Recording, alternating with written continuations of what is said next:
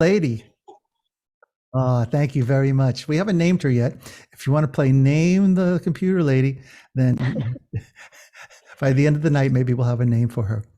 So as I was saying that you couldn't hear me, what I told all of the chaplains before they came on is that I really wanted to do this because I wanted to hear what they had to say, and everything is about me. So I followed that impulse and invited all the chaplains in the group to join us this evening for a special meetup edition of Meet the MOSh Chaplains.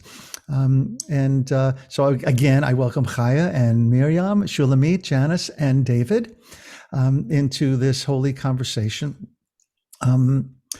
Shulamit, in a note you wrote to me, you were absolutely right. It kind of made me laugh when you said that an hour and 15 minutes, we need a whole day for this, which is true. It would make a wonderful workshop. And God willing, maybe someday when we're all together on retreat, who knows, maybe this will be one of the offerings. So the way that things are going to work tonight is I'm going to play MC and invite people to reflect on certain questions. If you have any follow-up questions, put it in the chat. I'm not going to promise that I'm going to get to your follow-up questions, certainly towards the end, but not during each person's reflection. Okay. I haven't thought this through, and that I haven't done it before. I have thought through the questions, but I'm hoping it all works nicely. So I'm actually going to turn our attention to our friend Shulamit, and I know there is one of us who would prefer not to be spotlighted. Does that go for this? Well, send me a private chat, chaplains, if you prefer not to be spotlighted, or go to your chat, because we're going to and tell me if it's okay or not. Although there are not that many of us, if we have more than one screen, I guess that would be an issue. But Shulamit, I have a sense that you have been a chaplain longer than any of the other chaplains among us. And so I want to ask you to unmute yourself. I did it for you. And if you would share with us a little bit about your journey and when you recognized that this was a calling, something that you needed to do. And I'm going to let you take it from there. Thank you. It's a pleasure to see all of your beautiful faces. And I was surprised when you said that, but then when I looked at the rest of the panel, I guess you're correct. I have been a chaplain longer than. So I had a whole life before I became a chaplain. Strangely enough, I was in the business world for about more than 20 years. And I was the first woman in a lot of managerial positions, and I owned a company and blah, blah, blah.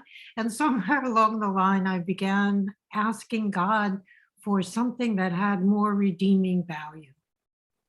And I really wasn't sure what that meant, because I knew that I was doing business very ethically and helped a lot of people and mentored people and pulled women up after me, but there was something missing. And I had been working in Chicago as a VP in sales and marketing, and that company was ending and my mom was sick, and so I moved back to Florida to be with them. And I was looking through the newspaper one day as she was getting better, and there was an ad from a First Unity church, and it said that a gentleman was coming to sing on Friday night. And I had known this person as a jazz singer for many years, and I hadn't seen him in at least 10. And so I thought, oh, I'll go to see that. And the ad was in color in the newspaper. And I kept on reading, and then I thought, I ought to cut out that ad so I don't forget to go. And I went back to get it, and it was in black and white. So I thought, this must be a message. I'm supposed to go. And I did. And when I got there, they handed me like a little pamphlet about the church. And on the back of it, it said that Bayfront Medical Center was looking for volunteer pastoral visitors. and that the class was starting in 3 days and to call right away. And there was something in me that said that was what I needed to do. And I did. So I went for 6 weeks. Every Wednesday, I went to a class on how to be a pastoral care volunteer. And then I started volunteering. And we were supposed to do 1 day a week. And before I knew it, I was doing 3. And then I went to the head of the department and said, I think I want to be a chaplain. And he said, what do you think, you have some kind of a calling? And I said, yeah. The funny thing was that this was a Baptist minister, but he said something that I think a rabbi might say. He said, go home, take 2 aspirin, and if you still feel the same way in a couple days, come back and talk to me. And that's what I did. When I went back to talk to him again, he said, well, you're going to have to do something called clinical pastoral education. But before you do that, how about if you work 2 Saturdays a month as an on-call chaplain here and see how you like that kind of work? And I said, great. And I still loved it. And I went back and he said, okay, you have to go do CPE now and get ready, because they're not going to take you as soon as you walk in the door, and they'll only accept you for 1 short week, 1 unit, and then you'll have to go back and do your residency later. I said, fine. I went for my interview, and after about 10 minutes, they said, okay, you start in June, and you'll do your first unit, and then just keep on going, and by the end of the year, you'll be done. I said, great. And then they said, how will you be ordained?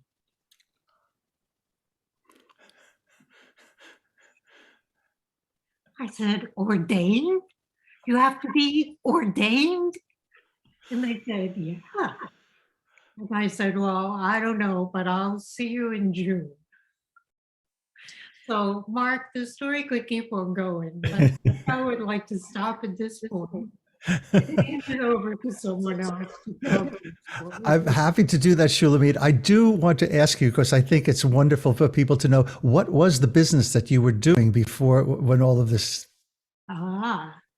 Well, I had been in the computer. I was in the computer business at the time that I moved back to Florida. I had been vice president of sales and marketing for a company that made virtual reality goggles. And unfortunately, there was no market whatsoever. No one knew what it was, what it would do. There wasn't any software. Yeah.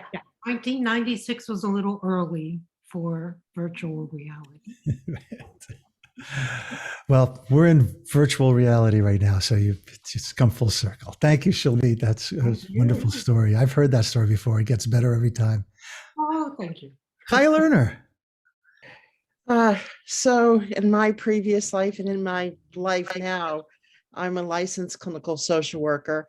And for 22 years, 21 years, I think somebody commented that I could be drinking age. I was working for Holocaust survivors. But before that, I was working with HIV and AIDS patients. And at that time, in the late 80s, 90s, there wasn't anything to help AIDS patients except to help them live a good life and die a good death. And so I started my spiritual journey, or picked up wherever I left off before. And I kept having this urge to be a rabbi. I kept having this call, be a rabbi, be a rabbi. And I would check out the Reform movement, and I didn't have a really good knowledge of Hebrew. And I certainly didn't want to spend my time in Israel leaving Sunday. Yay. But so a friend of mine who's a rabbi said, check out Olive. So I contacted Olive, and they sent me an application, and I filled it out. And about 7 years ago, I went to the first Ruach Haaretz in Westchester. and I met Shulamit, and she talked me into being a rabbinic pastor. And it's been a wonderful journey in this process. So I worked with Holocaust survivors for 21 years, and I've been for 24 years. In November, it'll be 24 years I've been working with adults and older adults. And what I find is that as I'm talking, we get into the spiritual aspect of their issues. So all the work that I've been doing up to this point helps me with those people making a better life for themselves. Mm, mm. Thank you, Chaya. All roads lead back to Shulamit, hey? I'm curious about, and any of the chaplains answer this, the history of the rabbinic chaplain title, and that program in Aleph.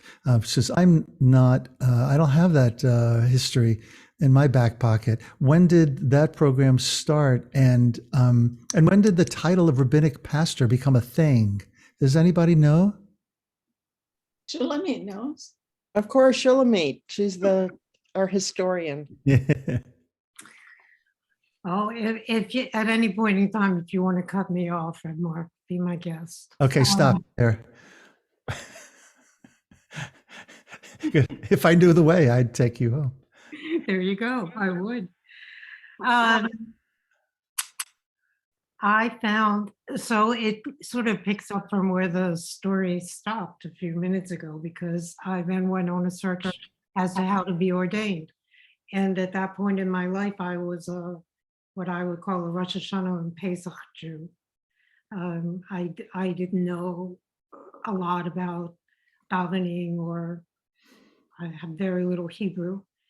And I started looking for where I might be ordained, and through another one of what I call God's whisperings, I was led to a place called Ilah Chaim. And I got there through a webpage of Rami Shapiro's, which led me to a page about Reb Zalman in a week when they were both teaching at the same time. And it happens that Reb Marsha was there as well. And it was an extraordinary week for me of waking up and knowing what Jewish renewal could be like, and finding out that women could wear talit and kippah and all kinds of wonders. And Reb Marsha was there, and somewhere around Thursday, I managed to sit down next to her about 10:30 at night. As you can imagine, there was always a group of people around Reb Marsha, and asked her if I could be ordained as a rabbinic chaplain. And she said,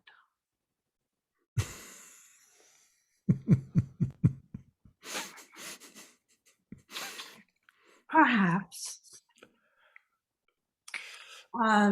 What evolved is that she said there was no program for that, but that if I was willing to study with her and come back to Ilah Chaim about 8 weeks out of the year, and call her and have study with her, that she would find a way to ordain me. And 3 years later, when I sat at the dining room table on our way to Ilah Chaim for my ordination, she said that she and Reb Zalman had been thinking a lot about this title, and that they would like me to start a program to ordain people as rabbinic pastors. And I said, I'm not sure I know how to be a chaplain yet. We did it together, Marcia and I, and it was an amazing trip.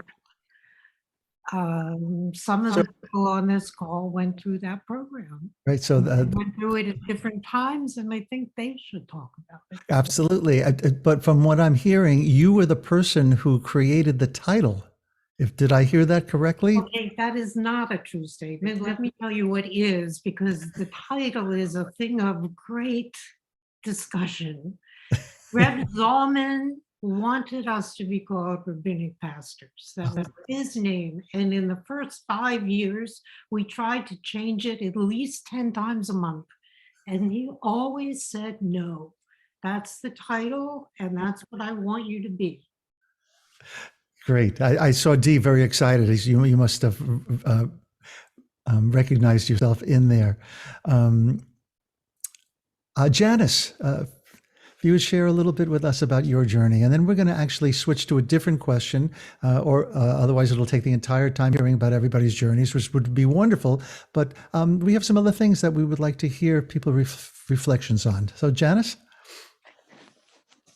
I think that my journey goes all the way back to when I was 3 years old, and I was brought to the bedside of my dying great-grandfather. And I had the sense that my presence brought everybody comfort. And I think I carried that with me for the rest of my life, was how to be present in a way that was comforting. My chosen career initially was that of a photographer because I loved people so much, and photography was my ticket into people's lives. And simultaneously, I played music both alone and with a band. And so when I wasn't being a photographer, I was going to nursing homes and senior citizen centers and senior living communities and playing music, often Yiddish music and other kinds of music. Sometimes they weren't Jewish centers, and I would play music from their youth. And I saw the power that music had to transform people's lives. And so here I am, 40 years as a photographer and a musician. And in 1999, I started working on a photography project called the Mikvah Project, which was an exploration of mikvah, the ritual bath, which nobody was talking about in 1999. Most people didn't want to talk about it. And what I discovered over the course of the years after creating a book and an exhibition about mikvah and about the renaissance of mikvah was the transformative power of ritual. And so I decided, I want to learn something. Mikvah is prescribed in the Torah at liminal moments in life, after childbirth, after potential for conceiving a child, after contact with death. And I thought, I wonder, it seems like it's a time we need this ritual when we're spiritually vulnerable. And so I wanted to explore those moments. So I found people who were about to have babies and said, can I come in the delivery room with you and photograph your birth? And I found people who were in hospice. I took training as a hospice volunteer and asked if I could bring a camera, when I came to do my hospice work. And I realized very quickly, like within less than a few months, maybe half a year, that I wasn't going to learn anything about the movement of the soul or anything about the soul or anything about connection to spirit if I had a camera between me and what was happening, if I was trying to create something out of it.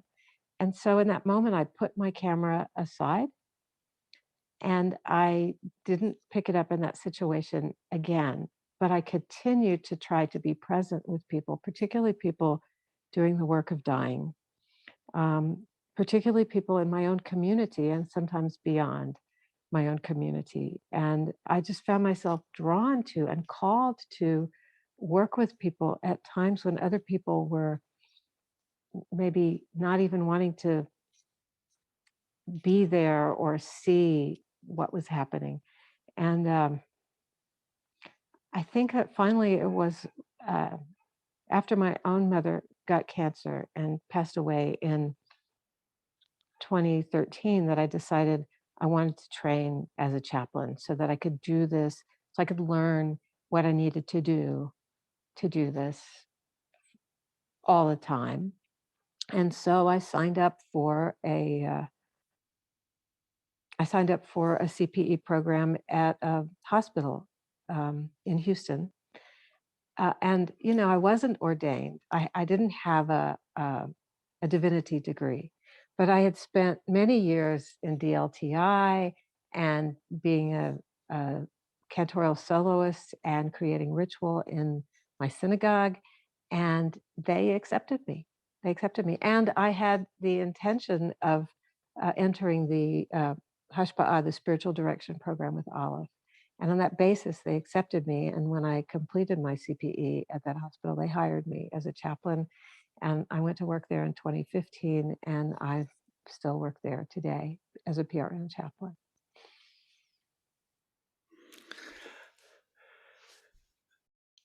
I hope everybody you're finding this as delicious as I am.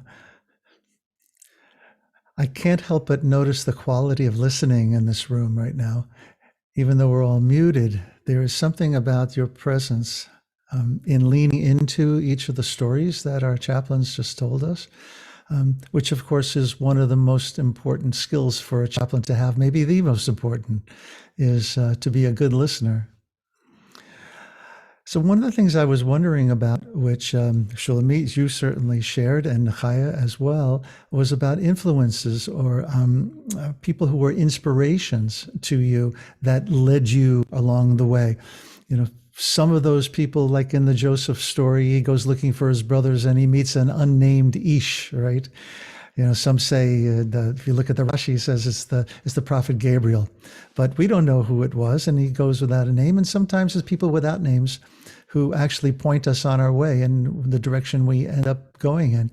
But sometimes it's people whose names we can we do know and can give credit to. So David Balto, I know that you had mentioned that you'd like to talk a little bit about an inspiration or an influence, someone in your life.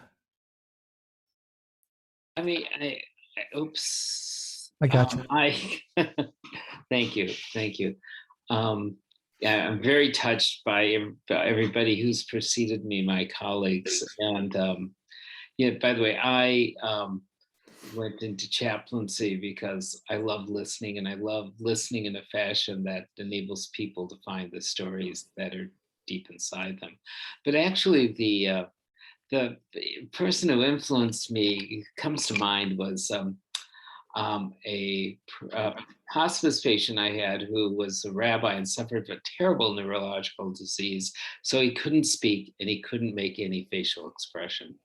And I met with him for 4 years on a very regular basis. And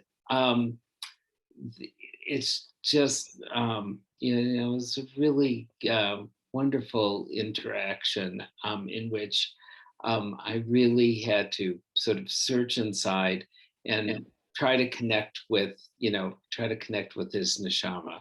And there's, just all these things I learned about how just physical presence and you're sort of focusing on yourself as a vessel of caring, really can create an environment that, can be moving.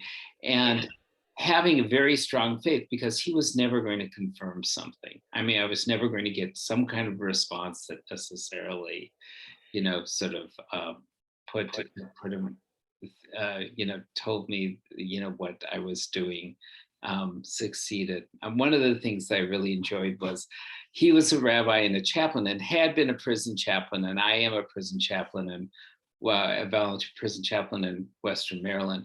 And I drive all the way out to Western Maryland and do one of my visits, and I drive back and I would stop at the place where he lived and sit there and tell him all about it. It just, I was just so excited by being able to share. So I think in terms of an influence, even though he never once said a word to me, I think he was a powerful influence on my chaplaincy.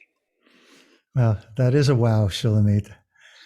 I have nothing to say except for to invite Miriam to talk a little bit about your experience while you were training, and clearly where you did that, what it entailed, and also to if there are any things you want to reflect on, any challenges you had within the training, both internal and external?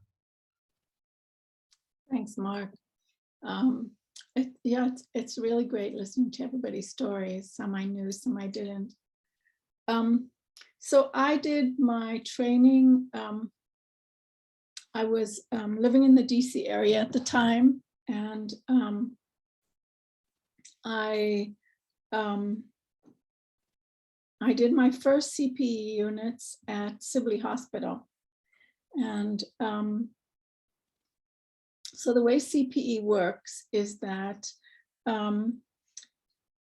there are different configurations. The unit of CPE is a certain number of hours of clinical and didactic. And depending on where one is doing it, it might be extended over a period of 3 months, or it might be more concentrated. And what really makes a difference is the supervisor that you have. There are like some real horror stories about experiences that people have had with uncaring supervisors or just different things. And so my supervisor at Sibley was a Methodist. He was a Methodist minister, and he was a great supervisor. I did 2 or 3 units. I guess I did 2 units at Sibley. And the other thing that makes a difference is the quality of the colleagues that you have, because in CPE, you are seeing patients, and then you also have classroom time where there's didactic lectures, but there's sharing among the cohort. And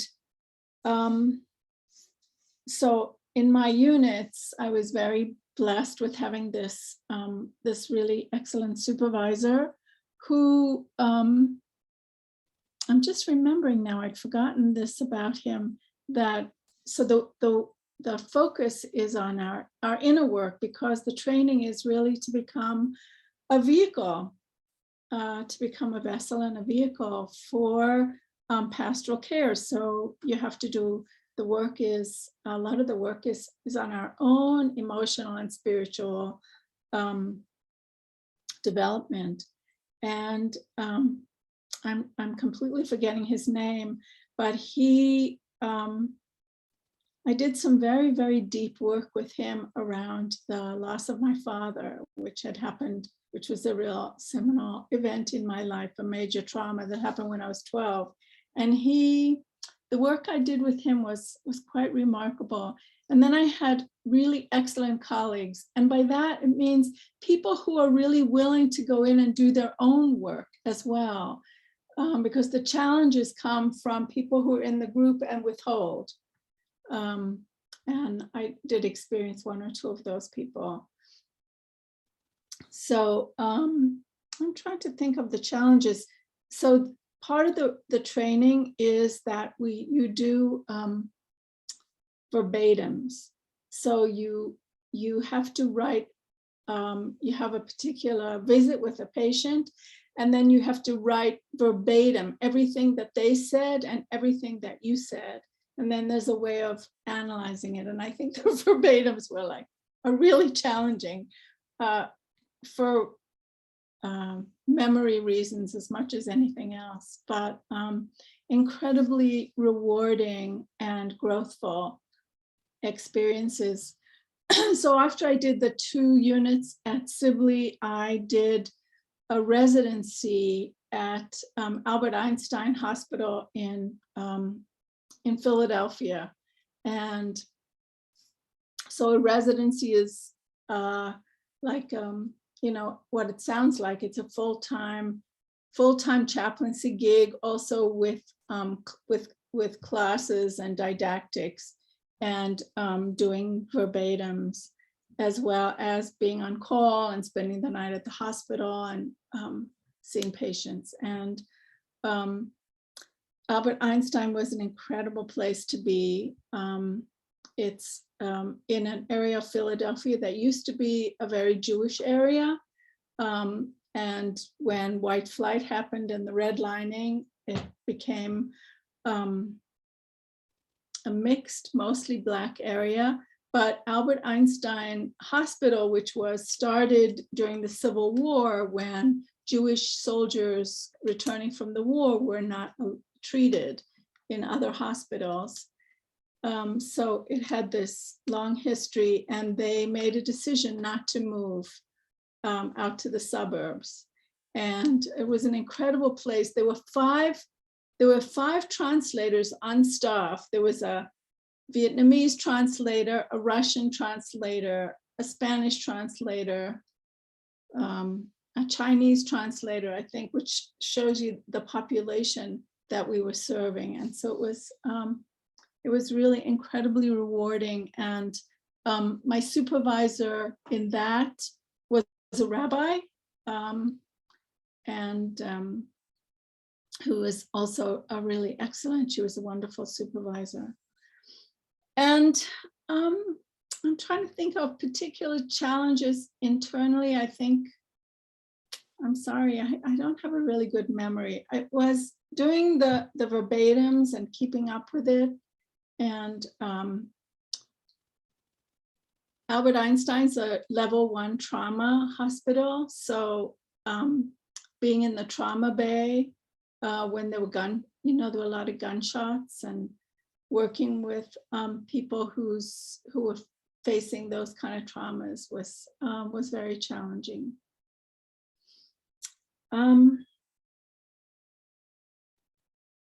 Miriam, thank you. I think that's good. It gives us a really nice picture. Yeah, and I just, between you and I, if I hear the word verbatim, I break out into hives. There's a lot of agreement here. Janice, you had said you wanted to speak a little bit about this as well. Yeah, this came up in my very first unit of CPE during verbatims, actually, as a matter of fact. And when you start in CPE, you get about a week of training of how to chart in the hospital, and a few things that you should and shouldn't say. And then it's like, okay, go do your rounds and see your patients. And I had a patient, a woman, probably in her early 60s, maybe a little older. And she was in Houston because her son and her grandchildren were there. She'd been diagnosed with a mass on her pancreas, which was likely pancreatic cancer. I had been by her room a few times, and I was always filled with friends, big vases of roses. She clearly had a lot of people who loved her. And when I stopped in, she asked me, I stopped in, I said, I'll come back another time. She said, please do come back. And the next time I came in, her son was there, and she said, please come back later. So she wanted me to be there when nobody was there, but because she wanted to talk. And I got the sense from what she said that she thought that the pancreatic cancer, or the mass on her pancreas, but her health situation was a result of something she'd done bad in her life. And she felt that it was her fault. It was God was punishing her because of something she'd done. And she never spoke directly of what that thing was, but she spoke around it. And my sense was that she had either contemplated having an abortion, or her husband had made her have an abortion at some point in her life. And she felt that because she was a Catholic, that this was God who was punishing her for this. I was completely out of my depths to try to figure out what to do, or what to say, or how to be, or how to listen. And I wanted to make her feel better. And that was my mistake, because that was not my role. But, and I did write a verbatim on it. And it was like, I think it was totally missed by my supervisor. But later, when I was in Hashpa, David Danielle Clipper said, if you'd like me to review one of your verbatims, I'd be happy to do that, because he used to be a supervisor for CPE. And I sent him that one, and he picked up on it immediately. And he said, as chaplains, it's not our job to make people feel better. It's our job to get down in the pit with them and sit in the pit with them. And that was, one of my first verbatims. It was also one of my biggest challenges. It was several years, a couple of years, I guess, later, before David Daniel really helped me identify why it went awry for me personally. I felt like I wasn't there for her to sit in the pit with her and her anxiety and her fear and her guilt and just be present with that. I tried to make her feel better. So that, Dibarti. Shamati, let's stay with this for a moment. I'm remembering the very first time that I heard the term ministry of presence. And I knew immediately what it meant that while I was doing my CPE training and then the one credit that I did do. So I would like to stay on this theme of what the role of how you understand your role as a chaplain. What is it that you do? And if Janice, you used to get down sit in the pit with them. Would anybody like to just talk for a moment about what the job is and how you, and if you have a preparation, do you do some kind of smudging, before you go into each room, spiritual? How do you kiss a mezuzah? Whether it be a metaphorical mezuzah every time you walk into a room. Anybody? Shulamit. And then David, I think he had hands up. So one of the things I want to say, and I want to say this because of David, I think that the answer to some of your question has to do with what kind of chaplaincy you're doing. So while we can say that it's a ministry of presence no matter where we are, I think it's different to be in a jail than it is to be in a hospital room, than it is to be in a hospice room. There's just overlays of things that fall into there. And now I'm trying to remember exactly what the question was that you asked. What the role? How you see your role? So and what we do in preparation. That's where I wanted to go. So if you're in a hospital, it's expected that you wash your hands when you walk in the room and you wash your hands when you leave. And so I was always in the habit of saying the prayer for washing my hands, because I would translate it as a blessing on the work of my hands, which is my work, what I'm doing. In addition to that, I always, in the morning, have a ritual of surrounding myself in light that is a permeable protection. So all of my love and energy can go out, but nobody can pull it out. And when I come home from a day, if I've been at the hospital, my ritual includes water and asking God to help all the people that I saw that day in whatever way they need. And then letting the water wash it all out. Nice. Reminding me of the Psalm, Umaseh Yadenu Konenehu, right? And may the Yehi Noam, may the pleasantry, may all the goodness, sweetness of divinity be in our hands, and may our hands establish God's presence. So that's really lovely. David. So to pick up, that was really lovely, and I've been taking notes, and I'm going to try to be a copycat.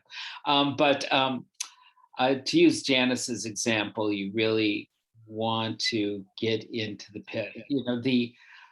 The hardest people when they're suffering feel so tremendously alone, and just whatever you can do to create a presence and let them know and hopefully feel that God is present too. And sometimes you're just going in the pit and you're recognizing God's presence, you're feeling God's presence within, helps them feel that presence. And obviously, we're not going to fix a lot of these things, but just your loving presence helps them overcome the suffering that comes from feeling alone and afraid. Thank you, David. Janice, and then Janice, we know you need to leave at 8:30. So Janice, and then Chaya. I just wanted to say really quickly that there was a period of time when I would be on call for two hospitals, because the two hospitals, the children's hospital and the adult hospital, were right next to each other. And sometimes I have to triage, you know, I'd have one pager on one hip and one pager on the other hip, and I'd have to decide, where do I go, to this person who's dying or to this child, you know, in the trauma room. And so it was a walk between the two. It was, you know, maybe between a quarter of a mile, maybe a little bit more, between the two hospitals. And during that walk, I would ask God, please be with me. Please help me know how to be present with this person, and please be with me. And so I just felt like it was, when I would walk into a room, that I was bringing God in the room with me. Yeah. Chaya, please. Thank you, Janice. So for my last 2 units of training, I was at Jackson Memorial Hospital, which is an urban hospital in the middle of Miami. So a lot of what Janice was talking about, gunshot wounds and the like, but as luck would have it and Hashem would have it, I started this process as we were about to be quarantining into COVID. And so that made chaplaincy a little difficult and a little challenging. And so it's a huge hospital. And as I walked to the hospital, to patients who were not COVID, but you know, you never knew who had COVID and who didn't at that point. There was no way of testing that was reliable. I would call on the presence of God and ask God to help me get through, to be there with me in the process of being with a patient. And I always thought of chaplaincy as, or I was trained to think of chaplaincy as being a witness to one's, whatever that person's going through. And it was Christmas. And I was, as a Jew, and all of my colleagues were Christian, I asked to be on call that day. And I walked into this woman's room and she was comatose. And there was no way that I was going to listen to her, but I could be present for her. And so I decided that at that point to put on a glove and a mask and just hold her hand for a little bit. And, you know, I don't know if after that she died, but I think at that moment, I may have given her some comfort by just that physical presence of touch. Now, when I see clients, it was interesting that I was talking to a fellow rabbinic pastor and rabbi, and he was talking about how the need for tzitzit. And now, not necessarily that I would put tzitzit on, but I would imagine myself being wrapped in a tallis before I saw a client.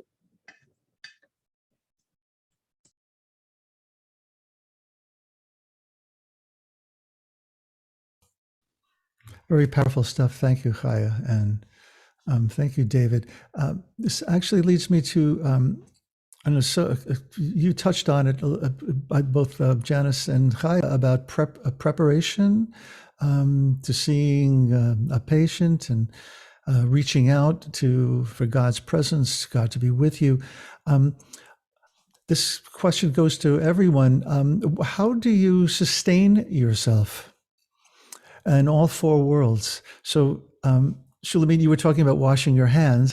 And so immediately I understood that, in the world of Asiya, this is a practice that cleanses you and readies you. And also it's, like I said before, your kissing of the mezuzah, so a transition, way to transition. But away from, so when you leave, how do you smudge yourself? But maybe more importantly, how do you, what are your spiritual practices as chaplains that that strengthen your kli, your vessel? David.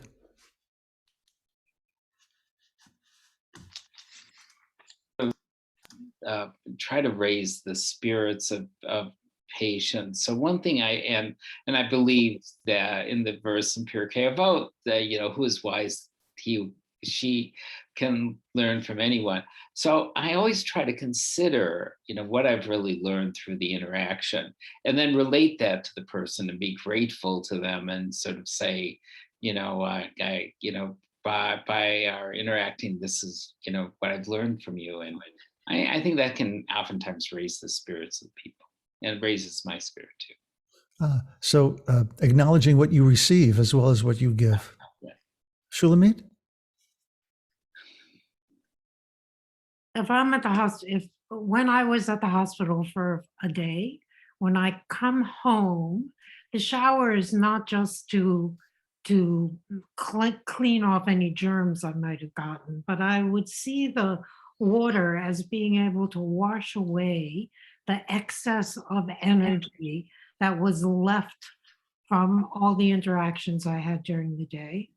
And once I felt like that energy had gone down the drain, so to speak, I would see that as God's light filling me up again with new energy and clearness and the ability to continue and to do it again the next day.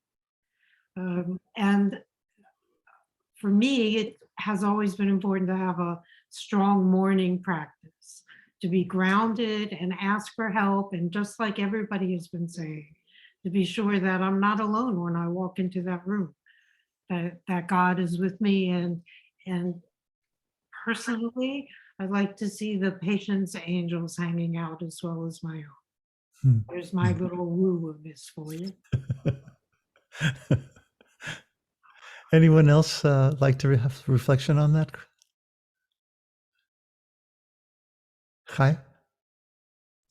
So South Florida had a really traumatic situation that happened almost a year ago that I was deeply connected to. And what I found is, you asked about influences. Well, I found Rabbi Razel Raphael, and she started a minyan 9:00 every night except for Shabbos, and I've been doing that. And what's helped me is to connect with the community and connect with prayer, and even at the point of service, being part of a servicing a community, using my skills to help other people, and that's helped me cope with that trauma. So support from others. Anyone else? Well, for me, also similarly, just I work right now in a hospice, and it's very different than, well, a hospice is not a place. So it's very different than being a hospital chaplain, which I was for a number of years. Oh, I just lost my train of thought. Oh, what I was going to say. So in the hospice world, we work as a team, and we have team meetings. So I find the connection to the nurses and being part of that team is very helpful to me and very nourishing. And my role on the team is, I do a reflection every time there's a meeting. I bring a poem, or I do a meditation or a reflection, and that's very helpful. I find that very helpful. Thank you, Miriam.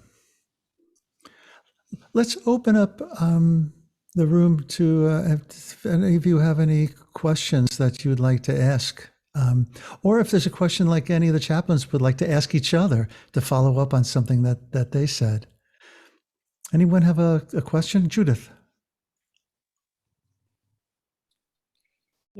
I'm curious about how often you come to support someone or visit someone, and it's a person who had no interest in religion, no interest in spirituality, doesn't believe in God, but maybe in this moment, because they're ill, they're vulnerable, and it opens up a wondering. And I don't know if anyone has any great stories about that.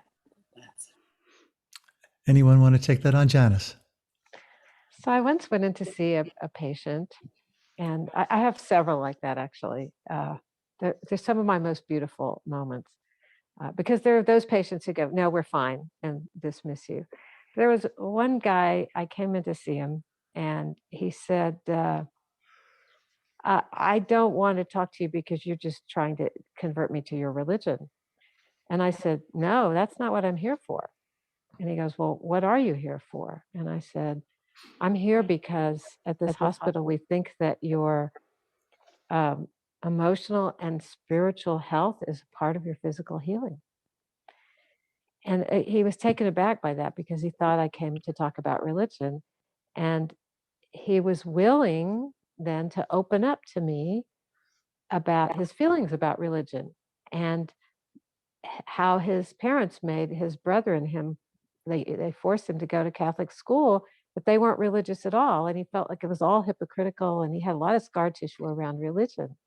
And I just allowed him to be heard. I listened to him, and I affirmed his sense of anxiousness around religion. And then there was an opening there, and we were able to talk about what he feels and what he believes and where he feels connected. And I think it was transformative for both of us, because he gave me, by saying, no, I don't want to talk to you because you're just going to convert me to your religion. He gave me the starting point, the entry point. And it was quite helpful in that way, because you don't always know exactly where to begin. And it was a gift. It was a gift. Thank you, Janice. Anyone else want to address that? Deborah, you have a question? Hold on just a second. I want to see if anybody else has something about that. I remember when I did my CPE, one thing that I learned is the Jews don't want to talk to you. Right. And especially me walking in with the kippah. But one of the best experiences was an Israeli man who didn't want to talk about God, but he did want to talk about food. And so I knew, I'll talk about food with you. And the relationship was talking about everything but spirit until he trusted me. And then I started asking him questions about that.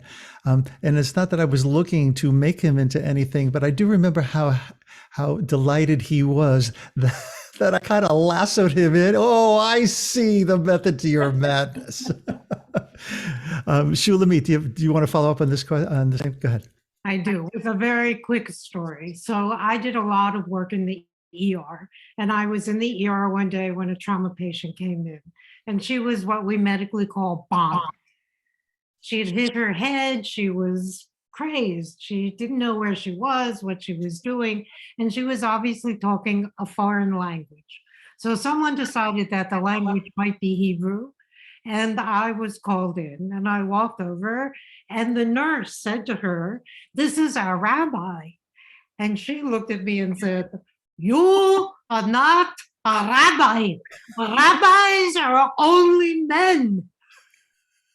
And one of the best parts of the story is, A, she recovered very well, but B, the next time I was in the ER, the next day, one of the nurses brought me a mustache and a beard, just in case it should happen again. I would be prepared. No payas. No payas. That's great. Deborah, question. I actually don't have a question. I'm just overwhelmed, except for the last moment that was kind of joking and lighter. But I'm overwhelmed with the feeling, the sense of the depth of what chaplains do. And I've never had so many people talk about it in the same place. And this is really, I just have this sublime, like, peace feeling on me. I just wonderful. So thank you for doing this. Thank you for sharing. Thank you for sharing that, Deborah. I'm sure everyone here, the chaplains especially, feel deeply gratified by your sharing that, as well as I do. My CP, like I said, I did one unit at NIH at the hospital there. There is no emergency room at NIH. Everybody's there because it's their last hope. They're there for trials. And I can honestly say that's where I became a rabbi. It was in the summer before I got, or smicha, before I got ordination. And I had seen the outlines of the rabbi, but I hadn't experienced the rabbi in full until I did my CPE. And I'm very grateful for the supervisor who gave me a lot of leeway. Since I was an elder there with all the other people who were doing CPE.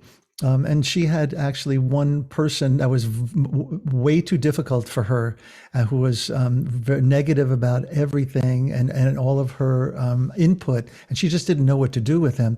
And she empowered me in a way that carried over to every aspect of my my budding rabbinate, and being able to discover myself and my power in the hospital. And I didn't know, I never experienced the truth that God is in the hospital.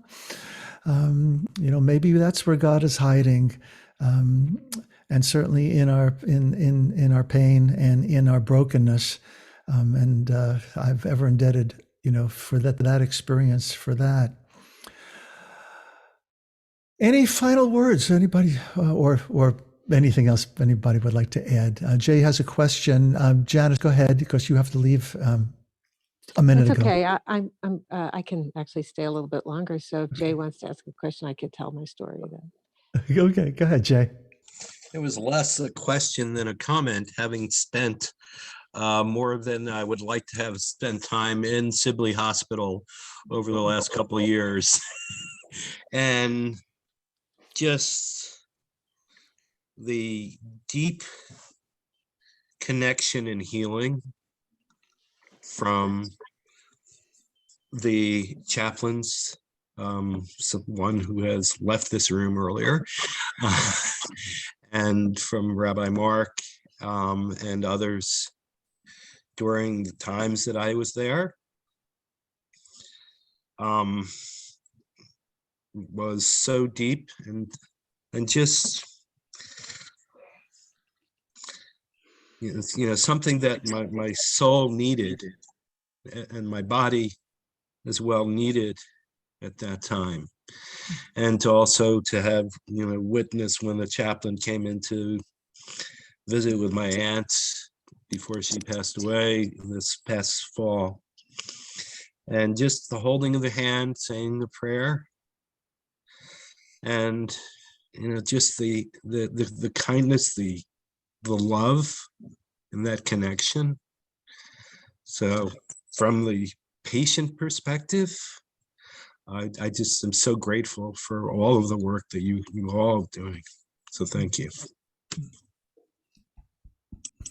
On behalf of everyone, you're welcome, Jay. Mary Rita. Thank you. I am just so moved. I had the gift of being in class last summer during Smicha week, a class that D. Herman was one of the teachers, and probably 2/3 of the students were chaplains, and the rest of us, there were 7 of us that were hashpa'ah students, and it was on storytelling. And there was such a depth that the chaplains brought. It was my first experience of being with like a group, and to just know the depth, and tonight this has been such a gift. And I'm sitting here thinking, I did CPE 20 years ago, And I wish what I know now I had known then, but I know that one of the gifts that I had was to learn how to sit in silence with someone and just be in that presence. And I heard that over and over again.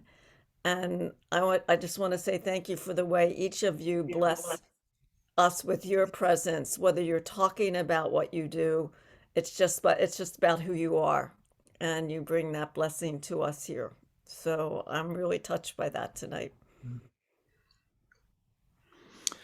Thank you, Mary Rita. Janice, you have a word or two, and then we're going to then count the Omer together. So I just wanted to tell a story that I thought might be a nice wrap up. I mean, we all have a lot of really moving stories. Um, I was called to the ICU to a woman who had just coded, which meant that her heart had stopped and they had brought her back in. But the doctor made it clear to me that she could not be sustained for very long, and he wanted me to be present with her and the family. It's a large family. Like she had 3 daughters and a son, and they were all adults. The baby brother, the son, was the youngest, and he was probably a 35-year-old, big burly firefighter in his firefighting T-shirt, having just come, and he was the most bereft at his mother's demise. Um, and I was trying to kind of assess how can I serve here? How can I be of service here? And so I went and quietly prayed with the patient. And then I went from family member to family member, just kind of trying to assess how they were in that moment, because I sensed that she needed that the patient needed permission to go, that she needed permission from her family. And each family member was in a different place. I went first to the husband and I said, um, did you and your wife ever have a conversation about what she would want at a time like this, thinking that she would want to be on life support, that she wouldn't want to be on life support? And he goes, no, we had that conversation. She wants me to call this funeral home and she wants this minister. And I mean, he was clearly already on his way to the funeral. But each family member was in a different place. And they were all, it was before COVID. So we were all together in this tiny family room. And I started asking, what did they like to do as a family? I asked them to share with me a little bit about their life with their mother. And what they really liked to do was to go out to this campground in the hill country and rent a place together. And they would rent a place together and they would sing. And I said, well, like, what kind of songs did you sing? And they told me the songs they would sing. And I pulled them all up on my phone. I said, go out in the waiting room, bring in all the grandchildren. And we're gonna sing your mother. We're gonna sing to your mother. And there was I don't know, 22 people around her bed in the ICU. This was, of course, before COVID. And there were children, and she opened her eyes, she grabbed her granddaughter's hand, and we all stood around, and I stood at the foot of the bed leading them in the songs that they sang together as a family.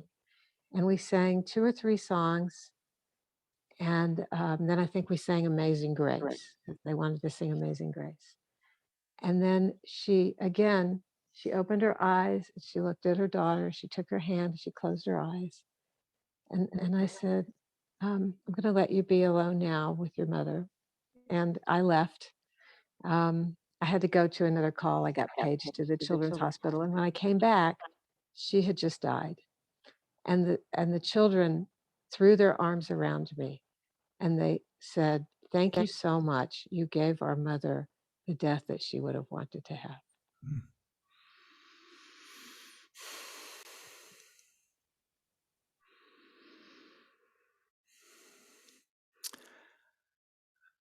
Thank you, Janice, and thank you, Chaya, Shulamit, David, Miriam. What a beautifully inspiring and nourishing evening. When I call on Janice and Judith, who I know have a nightly practice of counting the Omer together. I hope you're reaching for your guitar, Janice. You want to borrow mine? I got it right here.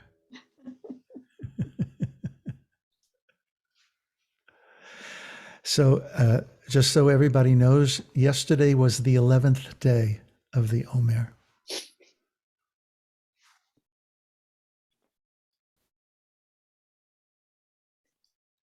This is the third year that Janice and I have been doing this practice every night. And so it's that time. This is a little bitty guitar, so you'll forgive me.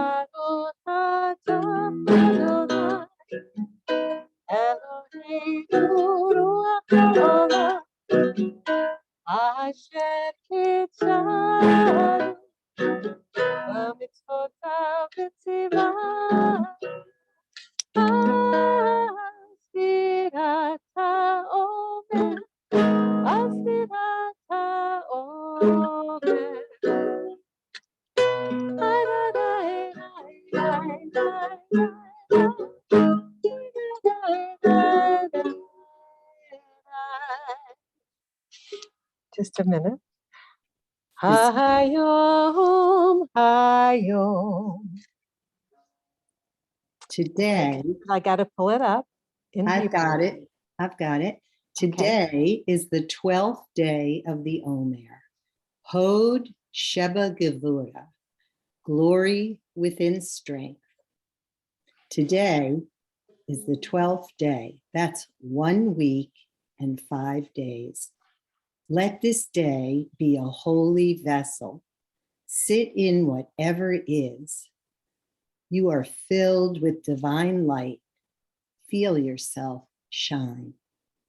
This is from Rabbi Yael Levy.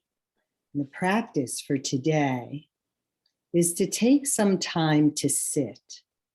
Let your attention rest on your breath. Notice the breath moving through you.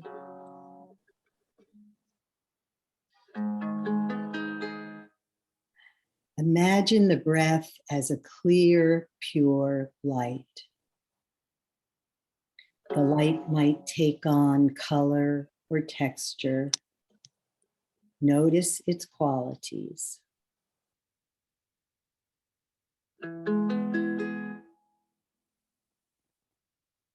As your mind wanders, draw your attention back to your breath. With each breath in, feel yourself filled with light. With each breath out, watch the light spill out into the world.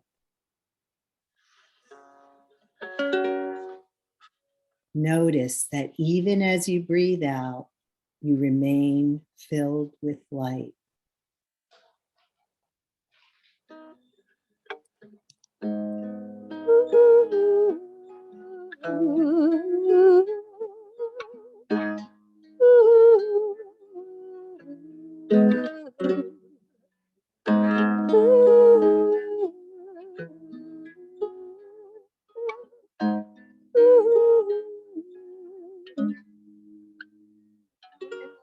Fulfilled is a person who lives in awe, who deeply desires connection. For them, lights shine in darkness, lights of grace, compassion, and justice. And that's Psalm 112.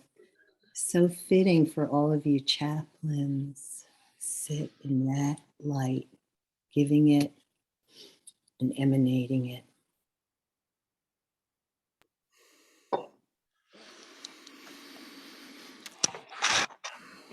Today is Hod Shebegavura, splendor within discernment, finding the beauty within constraint.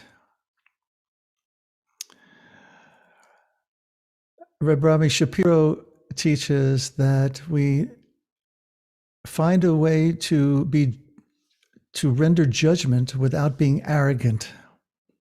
That is showing Hod Shebegavura. This evening also starts Yom HaShoah, Holocaust Remembrance Day. As we remember the splendor that has been lost along with those millions of lives, the knowledge and memories gone with those who perished, we commit ourselves to vigilantly combating injustice in all forms. We are grateful to be alive, to savor precious memories, and to focus on creating new ones, shaping a Judaism that will last well into the future as a fitting legacy.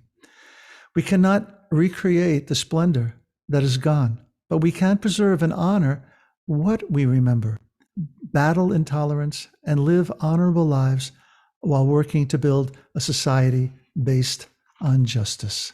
And thank you, Min Kantrowitz, for those words of wisdom and reminding us that this is the beginning of the three of the Jewish secular holidays, Yom HaShoah, Yom HaZikaron, Remembrance Day, and then leading up to, of course, Yom HaAtzmaut, Independence Day. But thank you all chaplains and for your holy presence and participation tonight. What a special night it was. I'm going to make special note for people who missed it to watch the video.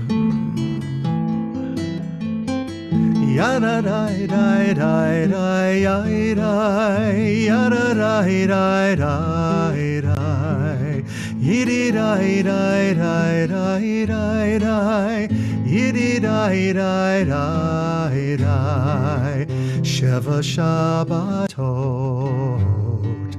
Timimot Tiena, Sheva Shabbatot